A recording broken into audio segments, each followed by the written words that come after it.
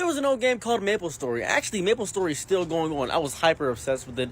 It's a very strong community, even to this day, still a pretty valid and strong community out of MapleStory. So I was like, okay, pretty fun game. Actually had a great time. I had a lot of friends on there. And we had a little bit of a guild going on in MapleStory. And one of the people in the guild, you could tell that he had better vernacular than most people. You could tell maybe he was a teenager at the time that I was in middle school. So we chatted up talking like that. He told me about his fun stories and tales about high school. It was really fun. I was super excited to learn about all these things about his life. So he then proceeded to say, hey man, let me tell you something.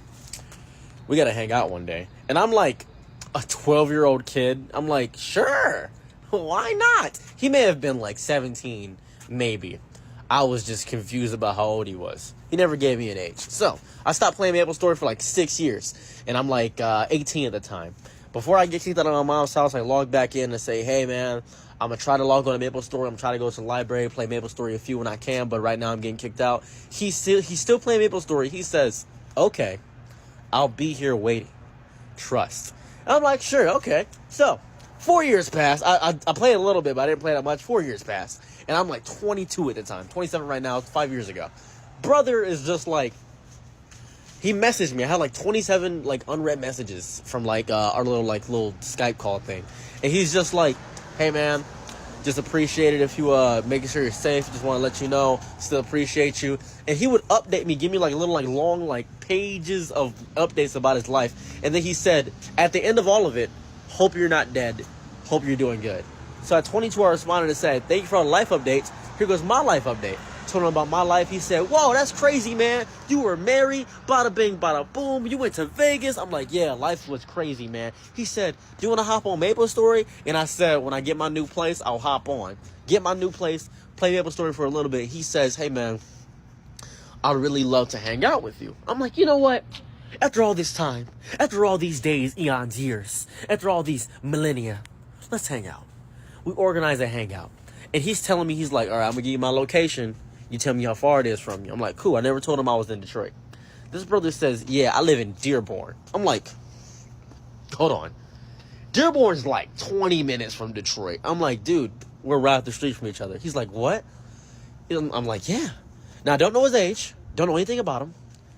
I actually don't even know if he's a he at the time. I had no clue. So I go. I ride my car. Drive it all the way through over there. And I go to his house, and I open the door, and a 6'2" Mexican woman answers, who's maybe like 43, maybe. She's tall, and I'm just like, is the real Los Lobos here? And she says, I'm the real Los Lobos. I'm like,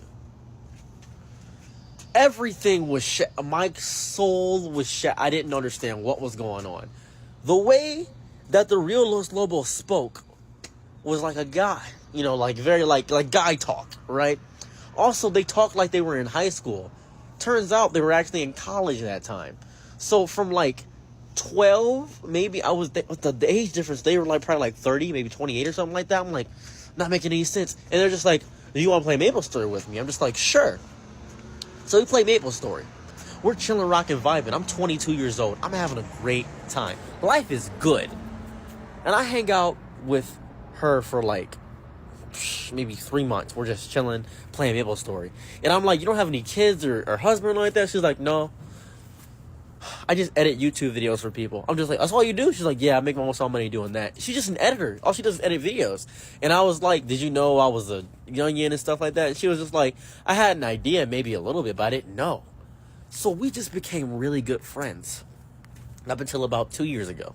2 years ago, she moved to Pennsylvania. And I want to visit her again.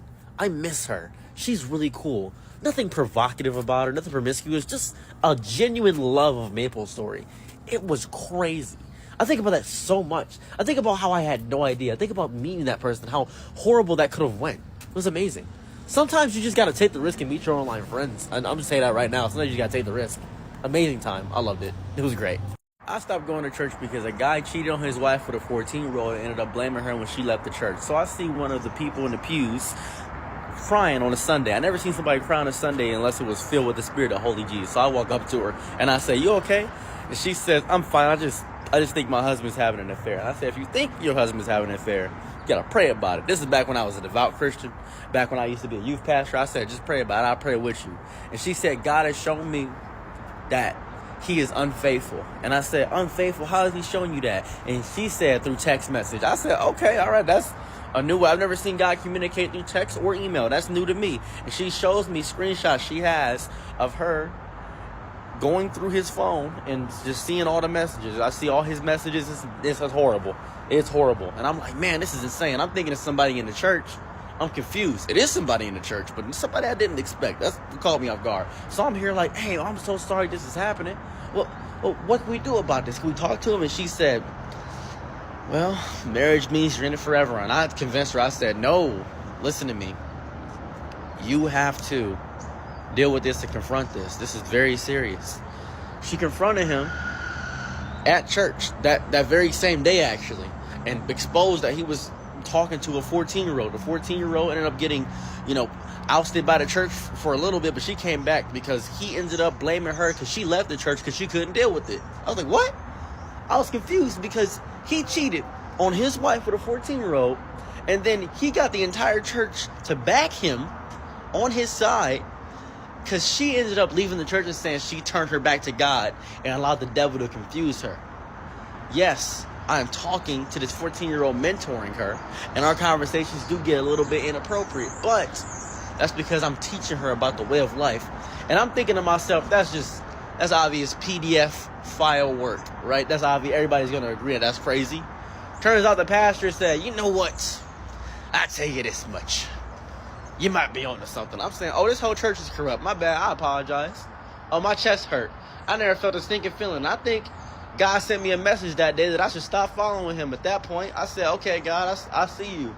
Maybe some people are misinterpreting your message, I think. And I had a dream that night. A dream of me not going to church on a Sunday. And I listened to that dream. Maybe that was the message. I'm not sure. A lot of people have told me, well, that was God telling you to, find a different church. I said, I don't think that was the true message. I think that when you have a bunch of people that don't get told that they are responsible for their own issues and they can blame them on somebody else, then they use that to blame their issues on somebody else. That's what I think. That's just my personal thing. But I will say this. That whole church was evil. The whole church was just messed up. Thinking about it makes me sad a little bit. It makes my chest hurt a lot. It messed me up. So I'm trying to reconcile and understand why a grown man would cheat on his wife of 10 years with a 14-year-old. But then I realized that it's a black church man. I don't know why I even thought that question. I don't even know why that happened. I remember Tyler Perry. I know how this happens. I know what's going on. So I ended up talking to the guy before I leave the church myself. I said, so why did you do it? He said, you see, the wild temptations that of flesh have tempted me. And that's maybe the devil talking, but it's through the journey of God that I have to resist the temptation of the devil.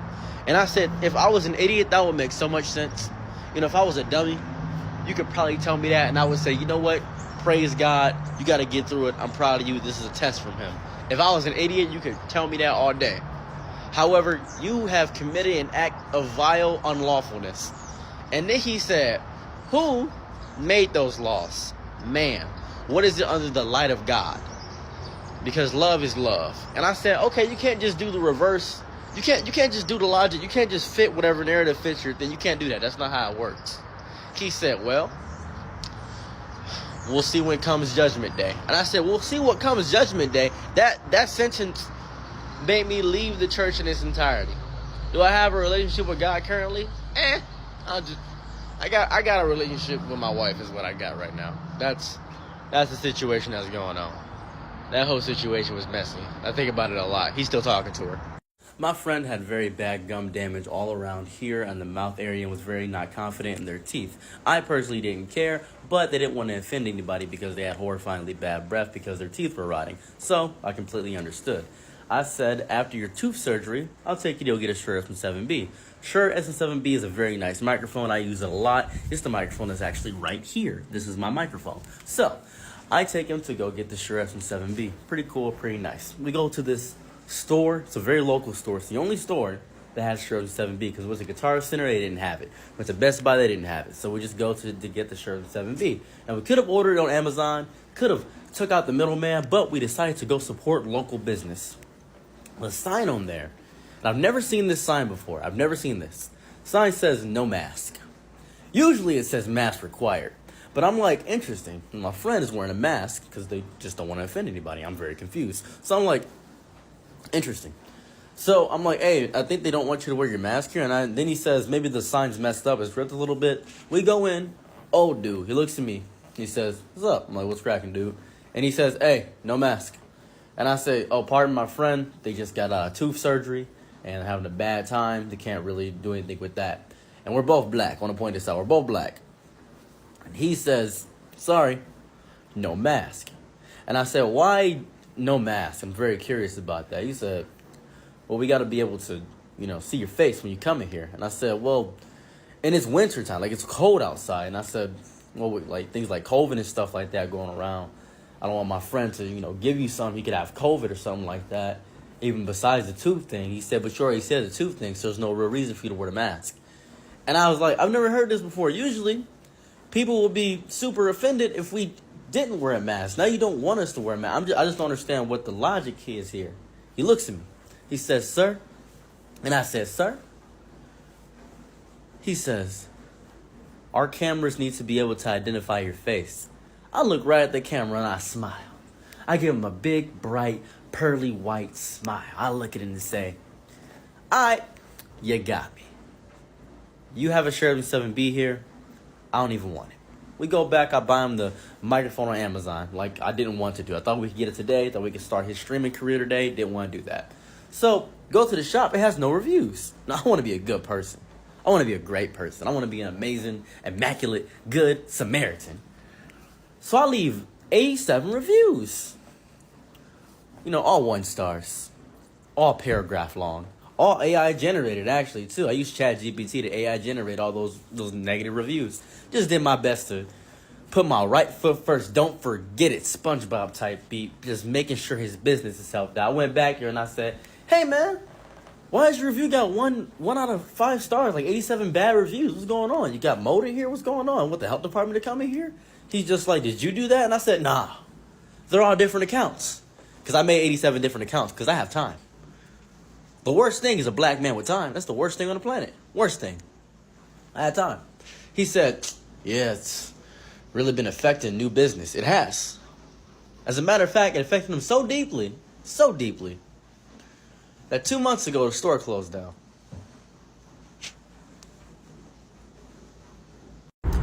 I used to work at Chuck E. Cheese. I was the rat, essentially. I was Charles Edward Cheese. His name is Charles Entertainment Cheese. Chuck E. Cheese stands for that. But I do want to point something out here. There was one moment where a 5'6" autistic kid, he was a low functioning autism kid. He came in and he looked at me and said, and I was like, what's up, buddy? How you doing? I dapped him up. It was Kid Check. Kid Check is the thing at the beginning when you walk into Chuck E. Cheese and you end up like getting that stamp on your hand. That's so we can match the numbers with the parents so nobody steals any kids. That's the point of the Kid Check. So I ended up putting the Kid Check on the kid. I'm just like, you have a good day. And my brother, he worked with me. He did games and he did the candy counter, the counter for prices. So we see this kid. He's having a good time. He's having a fun time. And it's a Saturday. It's really packed. And 15 minutes into my shift, upon me signing in the Kid Check, there was a loud scream. I'm like, what the hell was that? And I hear just, I'm like, what the fuck was that? It was like a roaring bellow from a Gregorian god. I was like, oh my goodness, what is this noise? It sounds like an actual legend. And it wasn't a Gregorian god, but the 5'6" kid that I saw. And at one point, this kid's like 11, 12. He's just a big kid. And he's like, easy like 190, 195. He's huge. He's just jacked. And he's tossing other kids. He's pushing them. Like, he's pushing them to the ground. And I'm just like, whoa, I can't leave Kid Check. And I look at my brother, and there's a kid in front of him. And he just looks at the kid and says, you want a green airhead or you want a rare airhead? I'm like, what the fuck? Nobody's doing this. Nobody's paying attention. These kids are getting tossed, getting pushed in the machines. And this mom tries to stop the kid. And he bites a chunk of her shoulder off. And GTA, obviously, this is and TikTok, just don't take this video down. He bites a chunk of her shoulder off, and I'm like, oh. And I'm like, CJ, what are we gonna? And he just looks at the kid and says, so you want the green hair, right? And I'm like, oh my God, nobody cares. And the dad runs over, and he's like, I'm gonna get that son of a bitch. I'm like, oh my God, this is intense. And there's like 2 dads trying to stop the kid. The kid headbutts the dad, right? And dad falls over. And the other dad is like, that guy was my friend. I'm like, this is like a scene out of a movie. And I just look over at CJ and I point over because I can't leave kid check. I'm not allowed to. He just says, oh, you wanted the red airhead. I'm like, what? And I'm like, all right, I gotta leave kid check because this is insane. So I have one of the newer people come watch kid check, and I go to the back, and my managers are in the back looking through the cameras, and I'm like, Shannon, what's going on? What's happening? And Shannon's like, that's crazy. Whoa, that's crazy. Whoa, that's crazy. Look at the guy who's crazy out there. That's so nuts. I had never imagined that would happen at Chuck E. Cheese. I'm like, dude, we gotta stop them. He was like, whoa, stop them. Okay, what the frick? I'm not gonna stop them. You're crazy. I'm like, why? And I'm like, okay. So I ended up I think somebody ended up calling the cops, and I ended up having to speak to the cops, and I had to describe the entire situation, and the kid gets escorted out, and it's just hectic. And then I look over at CJ, and his final words to me are, the kid wanted a green airhead. What?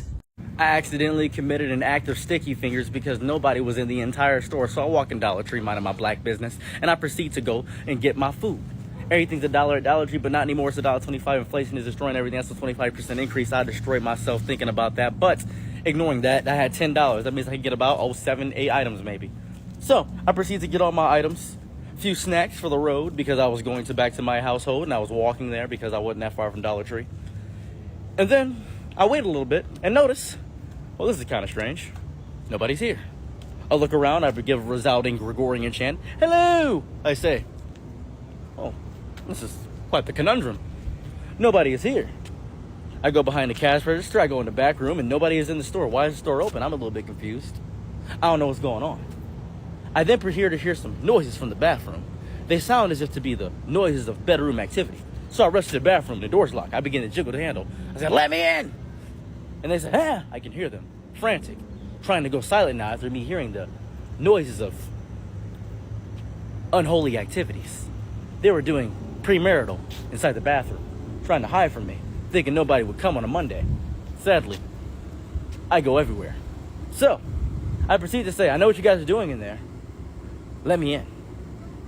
I then hear them say, no. I'm like, well, so they are in there. I thought I was being schizophrenic. They are in there. I was confused. I don't know what was going on. So I said, well, I'm just going to take this. They said, take it. I said, huh? They said, take it. We don't care. I said, fine. I'll take it then. I proceed to try to walk out the building, and then I realized that, wait up a second. That's illegal. I can't do that. I'm a good Samaritan. I believe in the law. I fought the law, and the law always wins. I'm a felon, by the way, and I can't risk that. So I said, I'm gonna leave the money on the counter. Is that okay? They said, no, just take it. And I said, you know what? No. As a matter of fact, I'm turning this into a bigger issue. I said, fine. I lied. I did not mean fine. I called 911. I then proceeded to wait until they were done with their bedroom activities. They did not get done. They were in there going super gooper. They had the honey pack in there, it seems. They had a blue chew or something. I don't know what was going on there. I had no clue. The cops show up and they say, so, you're saying somebody is exposing themselves in public? I said, yeah. Could you break down this door? The cop said, sure. One kick, swiftly. Oh my, he was like 6'5", beautiful man, blue eyes. Oh my goodness. Oh my God, he was so gorgeous. Anyway, I'm not gonna talk about that. He kicked open the door, bam, with the force of God.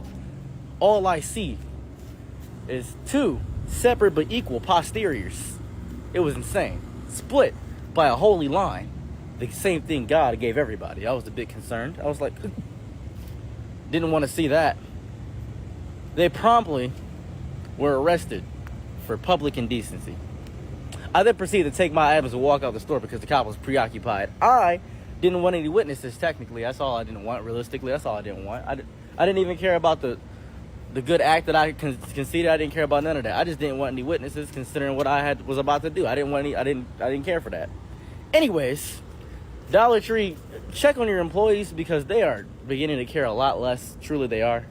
My African friend explained to me that a lot of Africans don't like African Americans, and that's simply a difference in culture. So let me explain how I discovered this. My friend and me were sitting down at an IHOP at about 3 o'clock in the morning, and I invited him out. He said, "Thank you. I appreciate you. You are very kind." I said, "No problem, bro. I appreciate you." He says, "So you are from Africa, and why you don't have the accent?" I said, "Well, I've been here long enough to where I kind of adapted a Midwestern accent, and I kind of lost the African accent." He said, "Okay, okay, I understand, okay." So we were talking, and he said, "Oh, look at those hood rats over there." And I said, "The hood rats?" And there's a bunch of black people just being loud and rowdy. And I said, "Well, they're not really hood, it's just they're us. They're black people like us." And he said, "You know how it is." And sadly, I knew exactly what he was talking about. You see, he then began to explain to me, like just in general, what I had thought and known for quite some time. He said, "Africans do not know African Americans at all. They do not like them. Let me watch this." He said, "Hello, brothers." And he signaled the hood rats that he calls them over there. He said, "What's up, cuz? Cracking?" Then he said, "Do you know who the African president is?" And he says, "Nah, I have no idea. I don't know, Shabuki, like. And he did some clicking noise, like, "Oh, that boy, like." And he was like, "Yeah, thank you, brother. You all right?" He said, "Yeah, I know my African history. I'm from the motherland. Peace up, word up." He says, "Word up." See, they are idiots. I'm like, "Oh, yeah." He starts explaining to me about how they don't know African history. They only know African American history. That's all they know. It's a difference. He said American Africans are not good. And I'm like, "What do you mean not good?" He said they're not us. They're not cultured like us. They are not us. And then I asked, I said, why would like some Africans come over here because they want to be American? Well, they get American money, send it over to their family. Asians do this too. And there's a bunch of Asians in Africa for some reason. And there are there's a little subsection of Asian people, like Chinese people in Africa because there's no population laws. It's a whole thing. He was explaining all this lore to me. I didn't know anything about this. I was confused. I was like, "Are you sure this is real?" And he said, "As far as I know, this is real. This is what I know. I go by what I know. That is what I am." Then he started talking like homophobic and all this other stuff. And he said, "Well, think about it. Most older black people here even are homophobic. You know when they say, 'Is he this?'" And I said, "Okay, that's fair. I'll give you that. But, the newer generation is coming out and changing that." He says, "No, newer generation African Americans majority are homophobic. Same with Caucasus people. Caucasus people. They are also homophobic." And I said, "Okay, all right, okay, fair." And I was just learning how his perception was, and it got me thinking, why is it that way? Why don't Africans like African Americans? Can someone explain that to me? Why is that? My friend is scamming people using AI art, and I want to talk about it, and I want to explain how I figured this out. My friend has been an artist for 12 years. 12 years they've been working on their art. They have been helping out other artists. They have been trying to get people onto digital art deeply. That's all they care about. And they're good artists in person. Like, they can draw, they can do painting, they can even do oil painting, which is very difficult. They're really amazing. So my natural assumption was that they had been getting a crazy amount of commissions, and they have been. But recently they bought a house. And I said, "How'd you get a house?" And they said, "Well, I started doing commissions." And I'm thinking to myself, oh, he must have found a rich furry, because furries, for some reason, have a crazy amount of money. No. He invited me over to his 1-story, 4-bedroom, finished basement, 2.5 bathroom house. I was like, "Woo, this place is amazing." He said, "Yeah. And I got fiber optic internet." I'm like, "How much was this?" He was like, $680,000. I'm like, "Oh man, this is in this housing market, that was good." He's like, yeah. I asked him, I said, "So what do you want to talk about?" He said, "I feel like I can trust you, so I want to tell you this. And if you know who you are, you can just know that everybody knows this now. I'm not going to give your name, but just know, I know. I'm not going to stop your hustle. I'm never coming to anybody's livelihood. I'm never coming to anybody's livelihood ever. Not once." He said, I've been using an AI program to just put in prompts and feed it my art so it can generate my style. And I said, what? He showed me this whole AI processing thing where he feeds it 10 of his arts so it can copy and get that style down. Then he gives it a prompt and it generates a custom image for the person. He says usually I have to do it about 10 times before I get the fingers, and sometimes the face is a bit weird with the teeth, but people don't really notice. They don't really care or look that deep. And I said, whoa.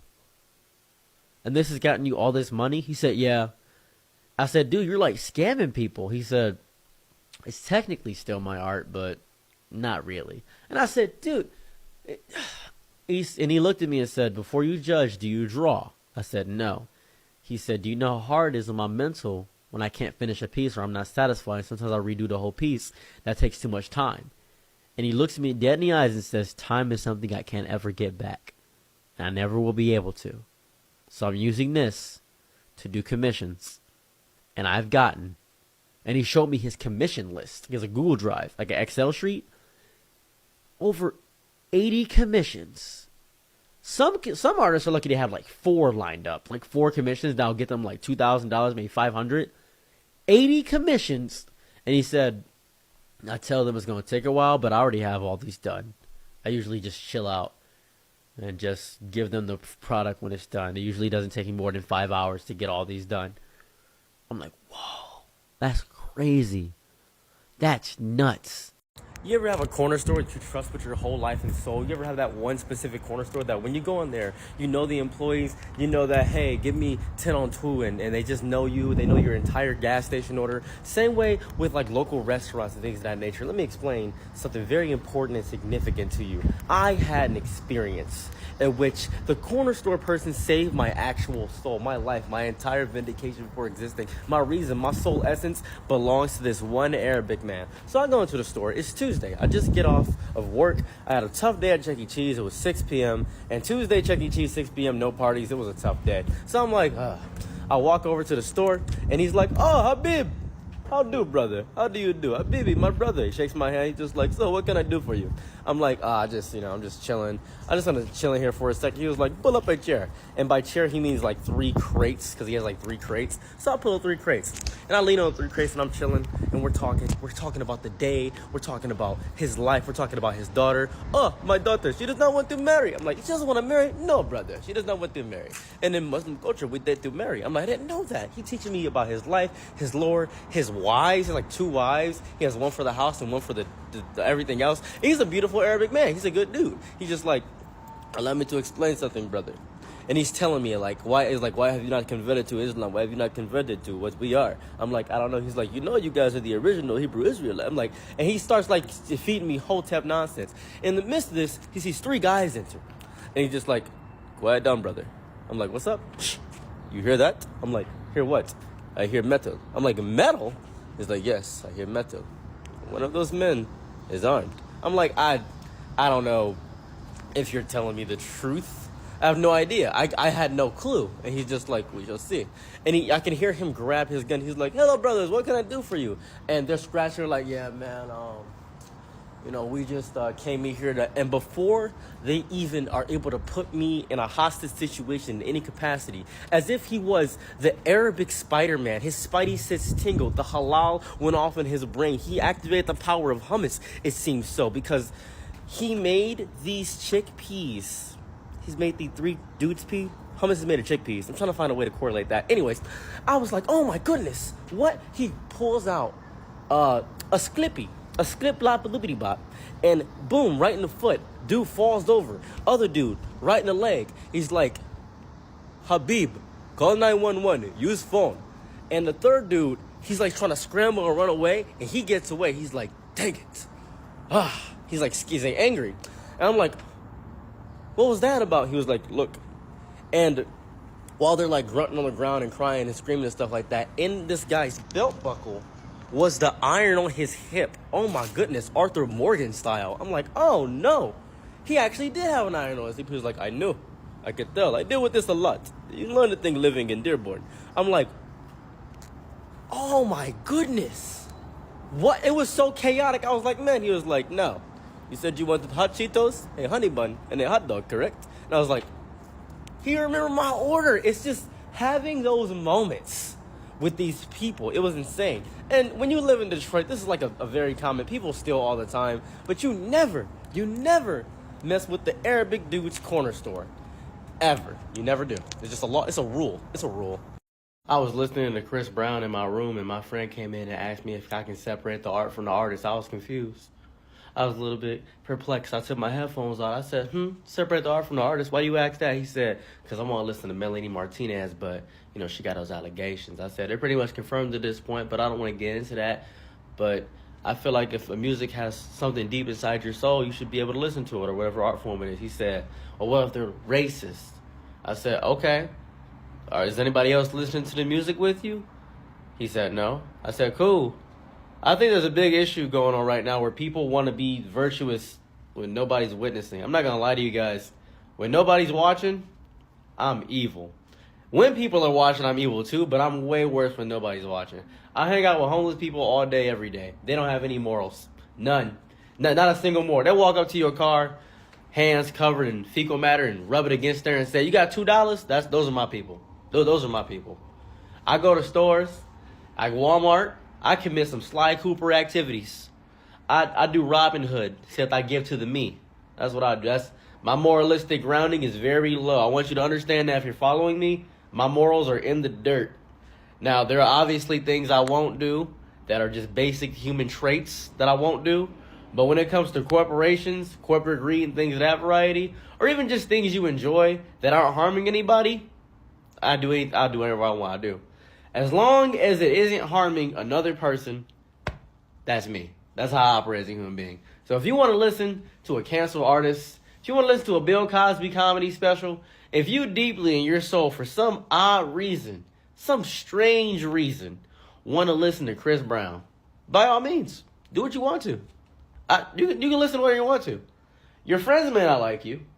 As long as you like you, at the end of the day, you're not harming anybody or ruining anybody's lives, you're perfectly fine. Now, you could make the argument, wait a second. By funding this artist, we're funding somebody. You sure are. Unless you download it in a fun way. Unless you listen to it in a fun way. I haven't paid for Spotify ever. I've never once paid for Spotify. I listen to everything through a fun app. I'm not going to tell you which app it is, but I listen to everything through a fun app. There's no universe in which I'm doing that. Turns out the creator of Rurouni Kenshin, piece of garbage. Now, I don't even use Crunchyroll. Didn't affect me none. I don't watch anything, let's say, completely legal. If you're still watching things completely legal in the year of our Lord, the year of our goodness, 2024, something's wrong with you. I haven't supported an artist that I don't know in, 28 years. I'm 28 years old. Haven't supported one of them. Not one. So I don't know how y'all doing it, but hey, that's you. Listen to whoever you want to. Do what you want to do as long as it's not hurting anybody. That's how I have an afro. Everybody sees this, you guys see the multicolored and things of that nature. But apparently, this isn't a very regular hairstyle. It's not very common. People don't just look at this and think, oh, that's just normal. People approach me all the time. And it's not because I have a little bit of TikTok clout, not even that capacity. It's not because people think I'm Inspector Gadget and they're here to go Gadget, look at my hair. They're not doing that in any capacity. No. They're here to ask a very inane, psychotic, or what I thought was a psychotic question until the 17th time I heard it. They said, can I touch your hair? And I was like, when I first heard this, I think I was 13 years old. 13 years old, I was walking down the street, I had my big afro going out. I was just rocking it, having a good time, and I was picking out my hair, and a tall, elderly, Caucasian gentleman approached me and said, good evening, sir. And I said, what's cracking? And he said, so, it's like pubes on your head, yes? Like a sheep's wool? I'm like, I suppose you could. That is a very interesting way to phrase that, sir. It indeed is. And he said, I would like to pet it. He didn't say touch, he said pet it. I said, you're weird, back off me, or else something about to happen. He said, whoa, no need to get so hostile. I just wanted to touch your immaculate mane. And I said, don't ever come around me again. And I walked away. I was downtown. I just didn't really think much of it. I didn't experience this for a minute because after that, I cut off all my hair. I just cut it all off. I don't want to experience that again. It wasn't until after 19, around that range, when I experienced homelessness and I couldn't really get haircuts. I was like, you know what? I don't really And actually, no, before that too, when I was 16, I had crazy hair too. But I was just really into my hair. But like around like 19 is when I stopped like truly taking care of it. I was like, I'm just gonna let it grow and do whatever it feels like. So, lo and behold, I'm at the mall. I'm chilling. I'm looking to go into Spencer's and maybe take a few things. You know, legally, of course. I don't mean stealing. Why would I ever steal? Stealing is bad and wrong, and you shouldn't steal. I see the cashier, and he's just like, whoa. Hey, bro, your hair is crazy. I'm like, thanks. I didn't think much of it. I had not realized that he thought too much of it. And he said, so, it's going to sound like a rude question, but can I touch it? I'm young, I'm goofy, I'm like, haha, no. 3 times that very same day, someone comes up to me and says, whoa, brother, let me ask you a question. How long did that take you to grow? It took me, I don't know, a year, 15 months, maybe. I don't really keep track of this. Whoa, let me go ahead and give it a touch. So I was like, you know what? Go ahead and touch it. Go ahead. Anytime he did this. Now, I don't know if you know how black hair works. This does nothing. This is, if you do this, a little scratch maybe.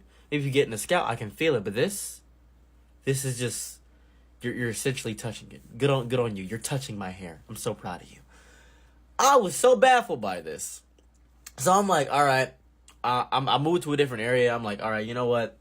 I'm gonna let people just touch my hair all the time. But maybe I get stylized. People won't touch it as much. So I decide to get braids. But I didn't go to a black hair salon. Because I didn't know, this is something I didn't know. I didn't know there were specifically black and white hair salons. I didn't know that. That's the information I was not privy to. So I was like, I go inside this hair salon, I look around, I see all these hairstyles. They're just like, hi, how can we help you? I'm just like, do I got to book an appointment? They say, no, we do walk-ins. I'm like, fine, cool, salary. Could I get my hair cut? And she says, oh, you have exotic hair. And I'm like, what am I, Tarzan? Exotic hair? What are you talking about? I don't know. It costs extra if it's exotic. I'm like, cost extra? You can call my hair exotic all day. I don't care about that. But cost extra? Come on now. I'm already broke. So I'm like, fine.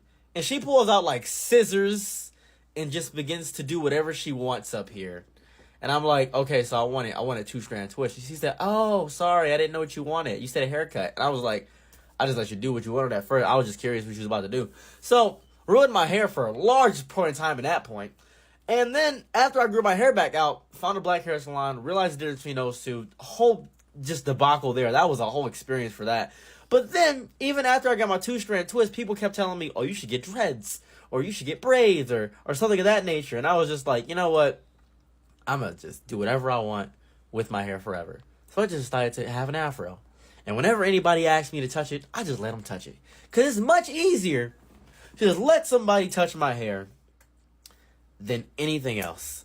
I refuse to just have, I just can't take it anymore. I just let them do it. You come up and ask to touch my hair, you can touch it. I don't even care anymore. I just don't care. You guys win. You beat me, you broke me. You broke a brother. You got me. Anyways, just wanted to make this video. Have a good day.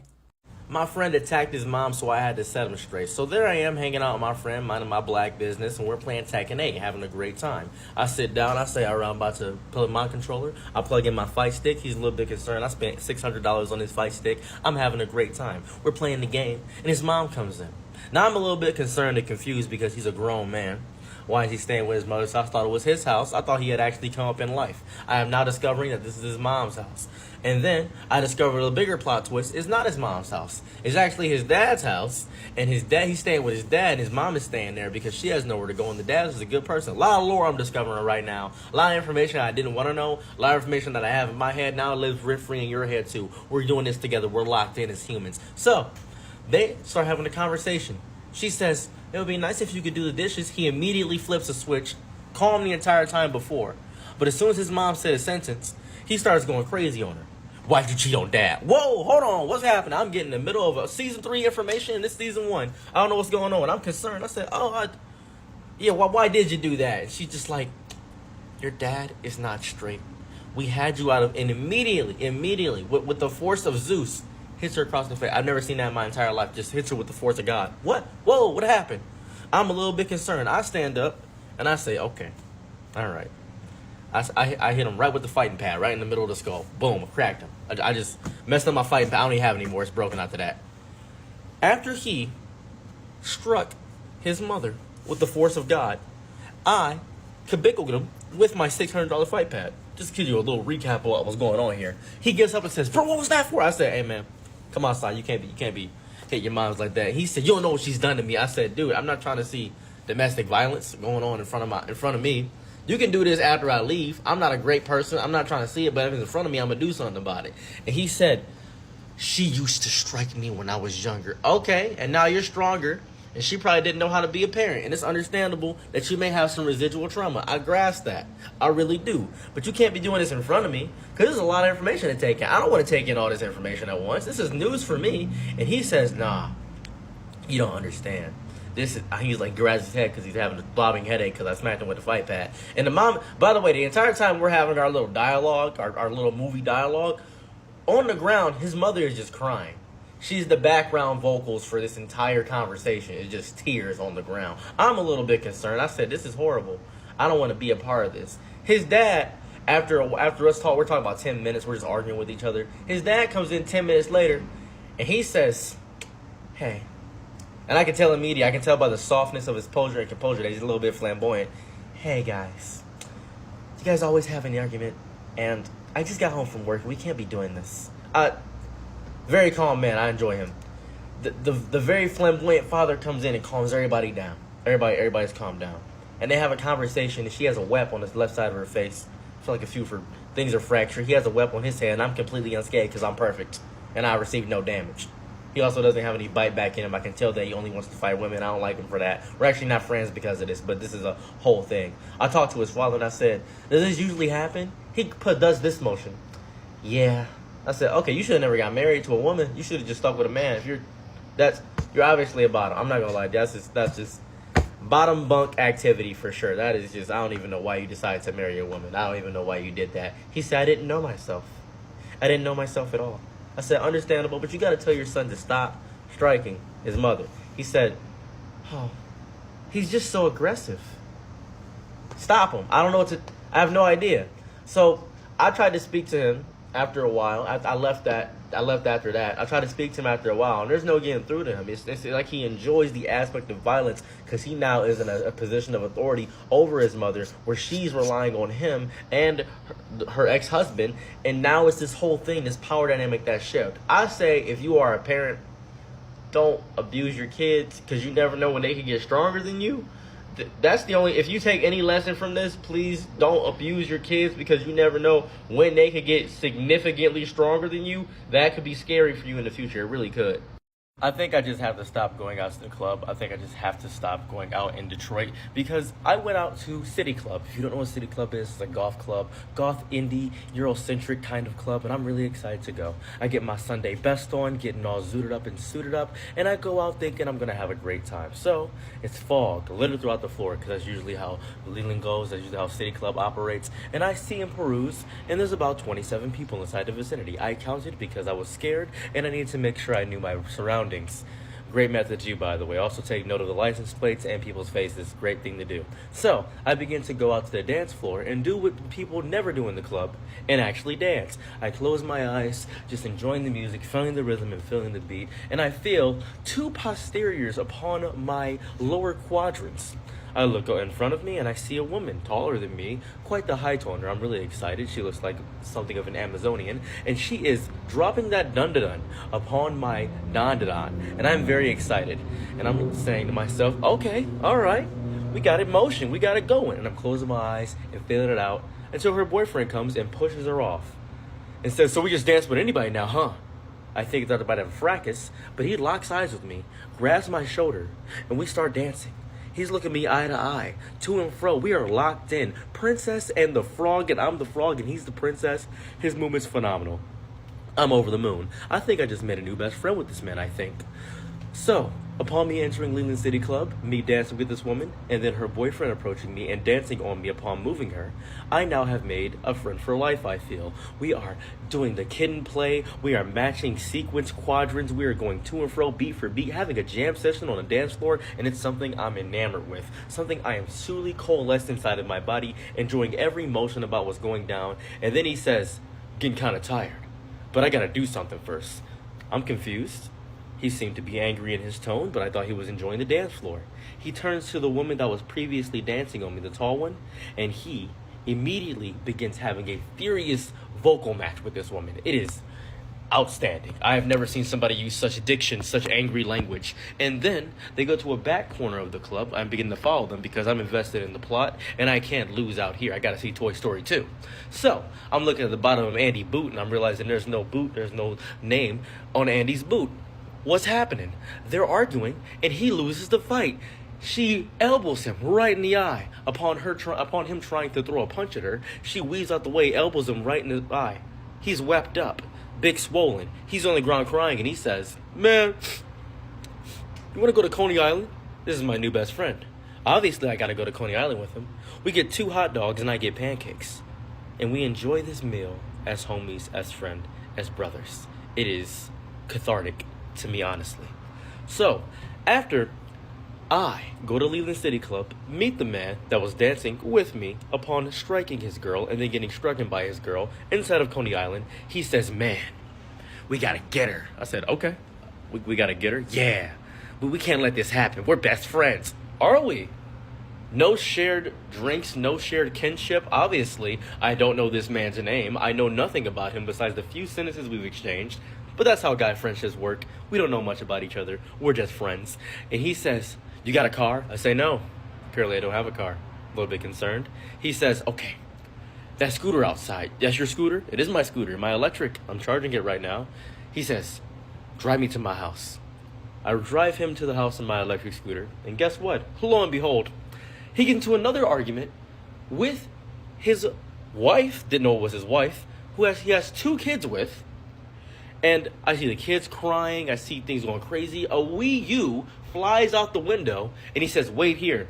He goes in, and I say, "No, I don't think I will." So I leave. I hear him shout from the distance, "You traitor! You were my best friend!" No, I wasn't. That was a lie. I was not his best friend.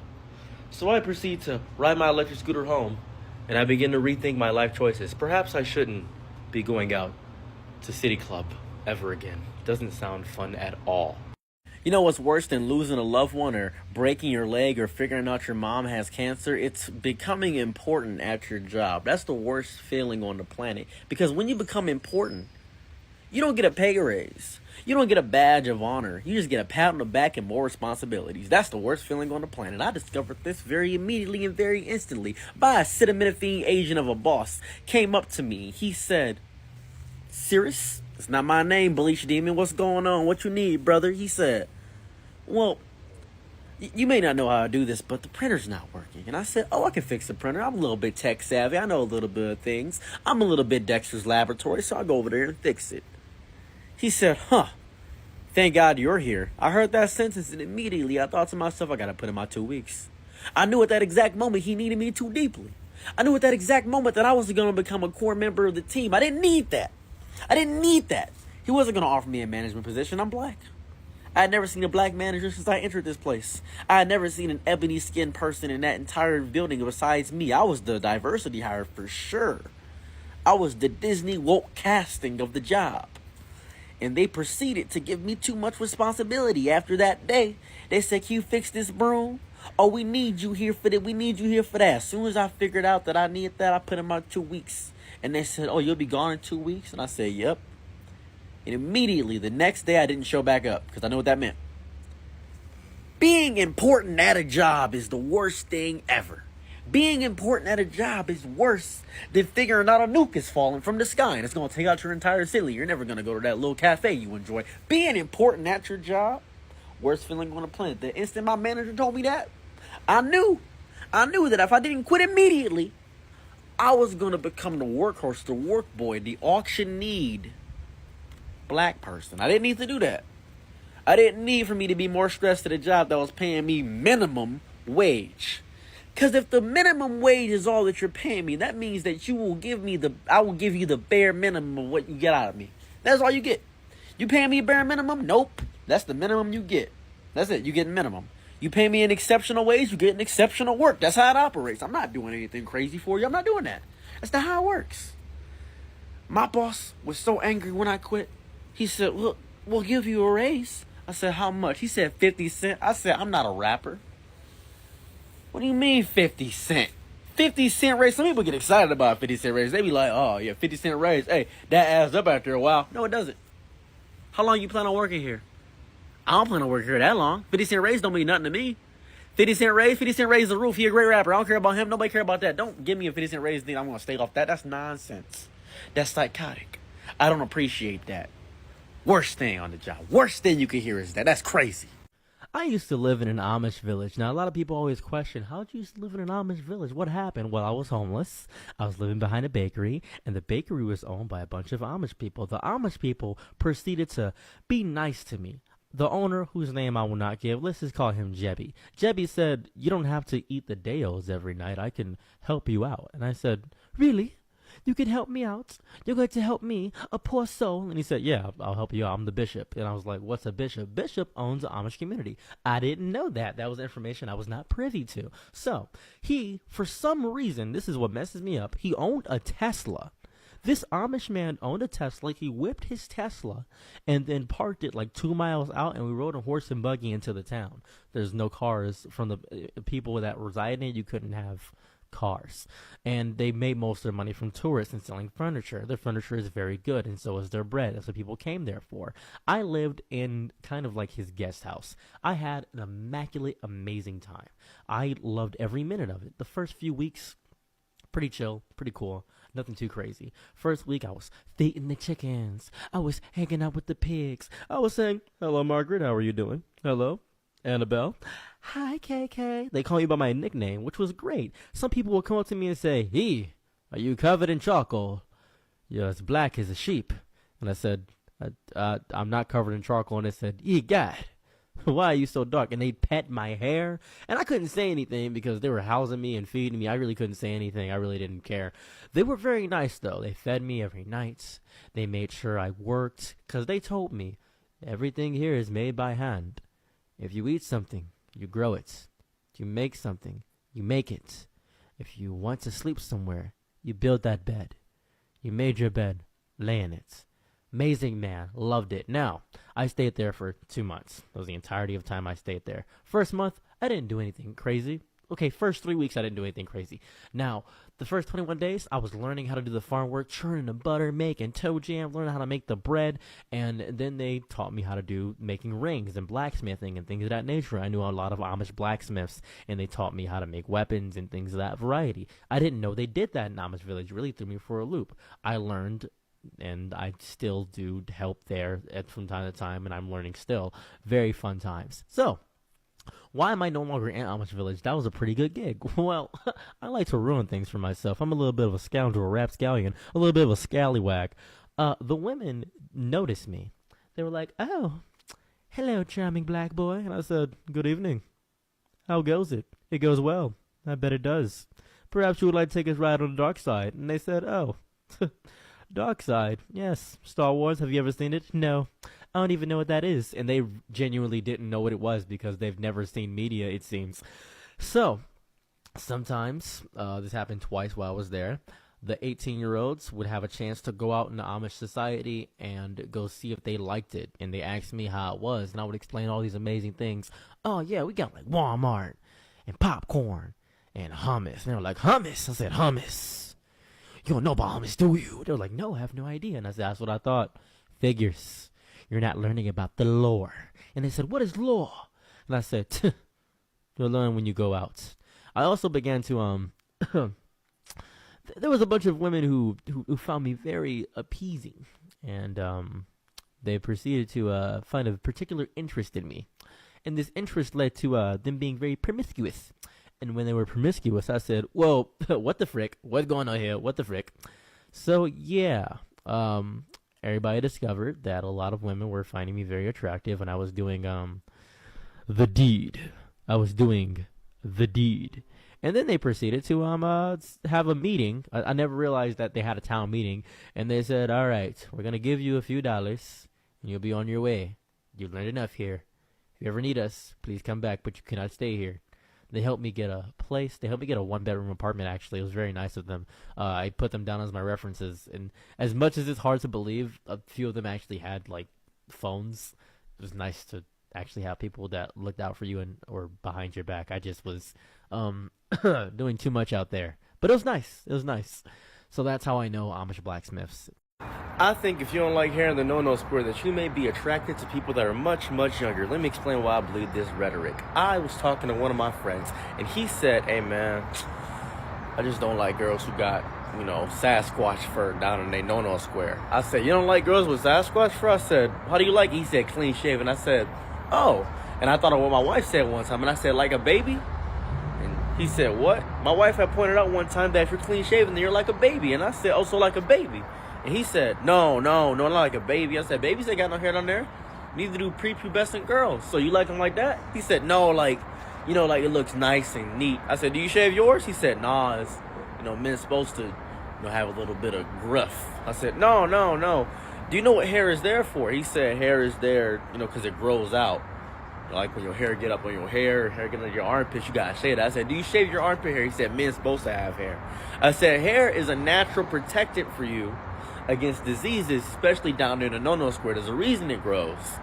It also is a signifier of when you've matured and grown." So you're telling me you like women who don't look mature or grown down there. You like to look like they're not mature down there, so that's why you like it shaved.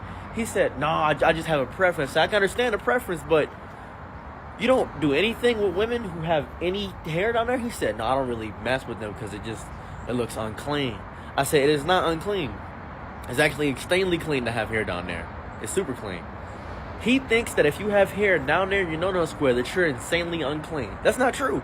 That's not true at all. As a matter of fact, there's so many benefits to having hair down there. It prevents friction, because when skin on skin gets like this, it hurts and it burns a little bit. You can get like rope burns, same way you get an Indian burn, same way that happens. That causes a gateway for a bunch of other nasty and messy things to happen down there. That's how a bunch of things get spread. You can mess yourself up that way. And also, it just hurts. Having hair down there prevents that friction on a grand scale. So I'm just kind of, pin him down and ask him some real questions, some real hard-hitting questions. I said, "So you telling me, beautiful woman, 10 out of 10 comes up to you and she got armpit hair, you ain't there for that?" He said, "No, armpit hair, man, that's manly." I said, "That's manly to have armpit hair?" He said, "Yeah, it's because you can tell like she a feminist or something if she got that hair." I said, "You think she's a feminist? You think she's a feminist if she has hair down there, like around the armpits or down there, anything like that?" He said, "Yes." I said, "Women naturally grow hair. That's a natural woman. Naturally, women have hair in every facet. Some women have back hair. Some have chest hair. And that's okay too. What universe do you think they don't grow that?" He said, "They just probably got a little bit too testosterone." I said, "All right, that's a ridiculous statement. That's ridiculous. I think you want to be with somebody that doesn't feel like a woman at all. You want to be with a little girl." He said, What? He got real mad. He said, "I don't want to be with somebody that is a little girl." I said, "You want to be with a woman who has no hair on their body at all. That is a little woman. That's a little girl." And some women enjoy having their hair shaved. I understand that you want to trim it up and things of that variety. But that's a lot of upkeep and maintenance for a lot of work. For little effects. It's a lot of upkeep and maintenance. It seems ridiculous. And I think that every time he says something like that, it encourages other women to hate on women. That's what I believe. Personally. That's just my personal belief. We're over here arguing and having a horrible conversation, and somebody passes by, and I ask her, I said, "Hey, can I ask you a question, ma'am?" And she says, "Yes." It's going to be a little bit disrespectful, but I'm going to ask it anyway. Is that okay? She said, "Fine by me." It's like she's used to disrespectful questions. I said, "Would you be with a man who is clean shaven down there?" And she said, "I suppose so." I said, "Would you be with a man that has never shaved?" And she said, "I suppose so." I guess it more depends on the person than what's shaved or not. Depends on if I like them. And I asked 4 more women that same exact question, and they had the same exact response. Then I asked one man that question just to prove my point. I asked one man that question. He said, "Oh, she got to be shaved." Then I asked another man. She said, "Oh, he got to be shaved." What's the obsession with being with women that don't exemplify the fact that they're women? What's the point of that? I don't get it. Maybe I must be out the loop. I gotta be out the loop because that seems weird to me. That just seems strange to me, doesn't it? You guys ever have a friend that is naturally abusive to his partner, but you're his friend, so you kind of just let it slide? I'm not that friend. I'm not that guy. I'm really not. I'm never gonna be that guy. I have never been that guy. So, I had a friend, past tense, had a friend that would treat his girlfriend horrendously. And I mean absolutely diabolically. And I was like, wow, this is horrifying to witness. Now, he would come over, hang out. We'd play Dragon Ball Z Infinite World. I had a one-bedroom apartment at the time. I'm about to say studio like a dummy. I had a one-bedroom apartment at the time. And I was chilling, rocking out, vibing. He'd come over, and I'd be like, hey, man, what are we doing this weekend? He'd be like, oh, man, we're gonna go to Mackinac Island. We're going to Belle Isle. Or we going downtown Ann Arbor. I'm like, oh, sweet. And I would watch him, like, kissing Mac on girls. He was smooth, suave. He was sophisticated. He was a good-looking dude. I was like, man. And then I finally added him on Facebook after, like, 2 weeks of knowing him. Like, 2 weeks just, like, legitimately hanging out with him. I knew of him, but I didn't, like, hang out with him. And I was like, you're in a relationship? He was like, yeah, my girl always nagging me. I'm like, why did you go out to the bars and kiss on the girls? And he's just like, don't be a narc, bro. I'm like, you're right, bro. I'm sorry about that. Nah. I recorded him. I recorded every action this man took. I made a fake Facebook and sent it to the girl. You know what happened after that? Obviously, she left it. No, she didn't leave him. She saw the messages, confronted him. He was like, man, somebody was recording me and stuff like that. I don't know what was going on, but I fixed it. You fixed it? Yeah, I'm still with her. And he explains to me how he manipulated this girl using the most insane and inane tactics. I'm like, one, just genuinely impressive. I'm not going to lie to you. That's impressive. After getting caught cheating and somebody getting sent photos and videos of you cheating, you immediately were able to fix the situation. That skill. That's skill. I just had a skill issue in my past, you know what I'm saying? Like, that's a skill issue, you know what I'm saying? I'm not saying I did that, but I'm just saying like that's intrinsically a skill issue. But that's crazy to me. That's nuts. Oh my god. And then the stipulation though that he had to stay in a relationship was that he had to invite her to the hangouts now. So we didn't go out and stuff like that. We just hung out at my crib. We play UFC 2. We hang out, chill out. He watched me play Dragon's Dogma, Ashura's Wrath. I'd explain it and stuff like that. It was a fun time. So after all that nonsense, one day we're getting into a really heated debate. I think we're talking about like monogamy versus polyamory or something like that. I personally have no issues with polyamory. I just can't do it. I don't have it in me. I can't pay attention to more than one person. I can't do all that nonsense. But he was like, man, polyamory is kind of cool. I'm like, okay. His girl was completely monogamous. She's just like, I don't really like polyamory because, I'm like, speak up, girl. I can't hear you. She was very soft-spoken. And so he yells at her but talks to me regularly. Like, if you notice your friends do that, like, pay attention to how he speaks to women. Pay attention. That's very important. That's very telling. So I'm like, hey, you can't be disrespecting a woman inside of my presence. I ain't gonna hold you. He's like, what? What you gonna do? I was about to get this man the Sanji from One Piece treatment. I was about to hit this man with the chivalry surprise. I was like, don't raise your voice in my household. And he was like, and he just starts yelling at his girl. Like, he just immediately starts attacking his girl, getting mad at her. So I'm like, what happened? You're supposed to be mad at me. What are you doing? It reminds me of, like, when you catch your boyfriend cheating and you fight the girl. It reminds me of those situations. It was insane. And I overpower him. We have a little bit of a scuffle. And I have him leave my house. He throws a fit and tantrum, and she's panicking because she lives with him. So she doesn't know what to do. And I'm like, you can stay here if you want to. I'm probably not going to hang out with old boy again. I'm sick of his behavior. And she's just like, what? You do that for me? I'm just like, I just want to create a safe space for you. If you need my bed, you can use it. Now, she tells him this after like a week of staying with me. She ends up staying with me, by the way. She gathers her stuff like that. And he's just like, what are you doing? And I have to go with her to like confront him. I have to go with her because he's going to do something. She, by the way, she explained all the horrifying aspects of what he's done, like the mental and physical abuse, things of that nature. I was like, man, this is a horrible relationship. Why was I cool with this guy? And you're probably thinking to yourself, you're just a bad judge of character. Narcissists lie really good. I would know. I'm just saying, but it's just hard.